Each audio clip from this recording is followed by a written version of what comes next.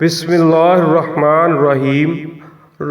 رسول اللہ صلی اللہ علیہ وسلم نے ارشاد فرمایا، اللہ پاک فرماتا ہے کہ انسان کا ہر نیک عمل خود اسی کے لیے ہے مگر روزہ کہ وہ خاص میرے لیے ہے اور میں ہی اس کا بدلہ دوں گا۔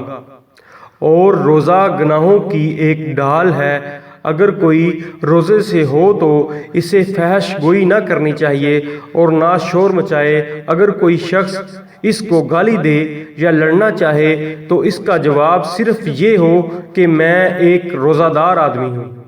اس ذات کی قسم جس کے ہاتھ میں محمد صلی اللہ علیہ وسلم کی جان ہے، روزہ دار کے منہ کی بو اللہ تعالیٰ کے نزدیک مشک کی خوشبو سے بھی زیادہ بہتر ہے۔ روزہ دار کو دو خوشیاں حاصل ہوں گی، ایک تو جب وہ افطار کرتا ہے تو خوش ہوتا ہے، اور دوسرے جب وہ اپنے رب سے ملاقات کرے گا تو اپنے روزے کا ثواب پا کر خوش ہوگا۔ حدیث نبوی صلی اللہ علیہ وسلم، صحیح بخاری شریف۔